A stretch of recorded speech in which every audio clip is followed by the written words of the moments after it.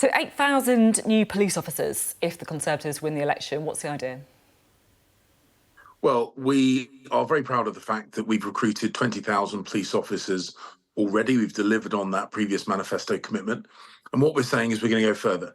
We know public safety matters. It's incredibly important. And so we are looking to recruit 8,000 additional full-time, fully warranted officers, who will be embedded in neighbourhoods. So real neighbourhood policing, to make sure that we continue driving down crime, particularly driving down violent crime, and really delivering on the ideas that we developed over the last couple of years, including better use of technology, focusing on retail crime, and putting our neighbourhood action plan into operation. How do you think the election campaign is going so far? Well, look, the only thing that I can really see is the conversations that I'm having on the doorsteps, whether it's in my own constituency in Braintree or when I'm out supporting my friends and colleagues in other parts of the country. And I see a lot of people who are asking us questions about what we can do in the future. And maybe they have concerns or criticisms of what has happened over the last couple of years, quite understandably. But whenever I ask them if they're considering voting Labour, they scrunch up their faces. And it's very clear that the Labour Party, and Keir Starmer in particular, has not really caught the imagination of British voters. If I ask them about other smaller parties, Lib Dems, Reform, the Greens, I think they really understand that the decision at this election is who is going to form a government, and that's really only the Conservative Party or the Labour Party, which brings me back to the point that the Labour Party and Keir Starmer haven't sealed the deal. So there's everything up for grabs, and we will continue to take our bold plans to the British people.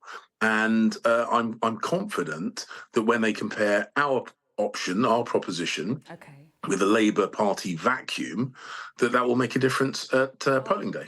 I'll be honest, I don't really feel like that was an answer to the question about how you think the campaign is going, because it does feel a little bit like the party that's being caught by surprise by the election announcement is the Conservative Party, which is a bit weird since you were the ones who called it in the first place. You were party chairman during the 2019 election campaign when Boris Johnson won very, very comfortably, right? This time around, your replacement, Richard Holden's going viral for all the wrong reasons. And there's, some people are joking that Rishi Sunak's some kind of sleeper agent for the Labour Party. I mean, you'll admit, it feels a bit different to 2019, doesn't it?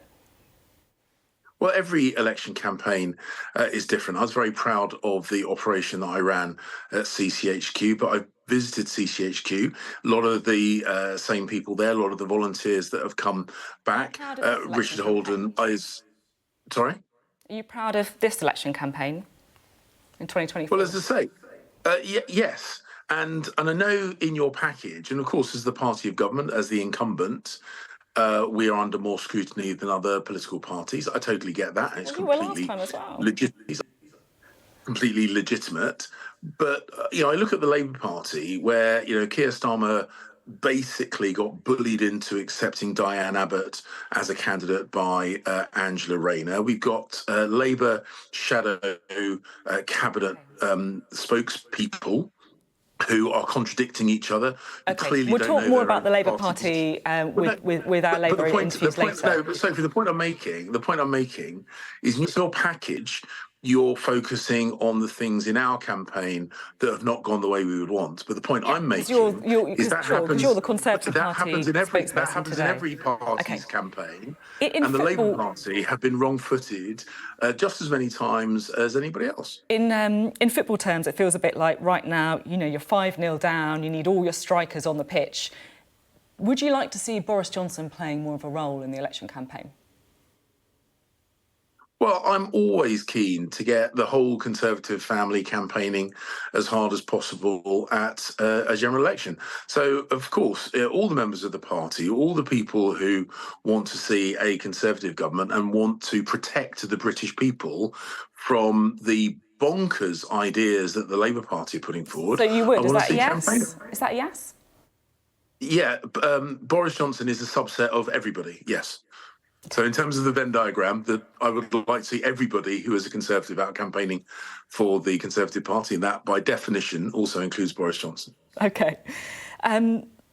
I want to talk about D-Day because today Rishi Sunak's done an interview saying that he hopes people can find it in their hearts to forgive him for leaving D-Day early, which is, it's quite an extraordinary thing for a Prime Minister to say.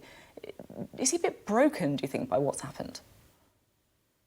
Well, the Prime Minister, I know, is incredibly committed to veterans. We've got a government which I think has done more for veterans than any other British government. I've spoken to Rishi about defence and veterans-related issues, and I share Johnny Mercer's assessment when he says that he knows, and I know, that the Prime Minister is deeply, deeply committed to this. He was at D-Day celebrations in the UK and in France, and of course he regrets leaving early on that final day and missing the final element of it. But he has apologised, and I know that comes from the heart because I know how strongly he feels about this. You say that it's come from the heart. I just wonder, that there's a bit of a sense in Westminster that Rishi Sunak is just not very good at politics. And I have to say, you wouldn't have done that, would you? But who said that? Who said that? Do you think that Rishi Sunak... Well, I think it's... Many people will say that the evidence of him leaving D-Day celebrations early, of doing a news clip in the Titanic water, of going to meet voters in Wales saying, are they looking forward to the football? Some of these things may suggest that he's not that good at politics.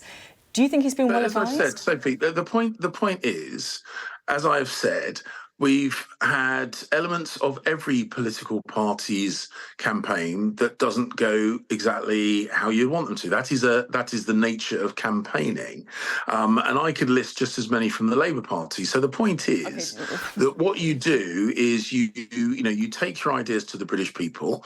We're announcing that 8,000 extra police officers today. We're committing to defence. We have committed to making the life of veterans better. We have a veterans minister. We have an Office of Veteran Affairs, neither of which existed under Labour.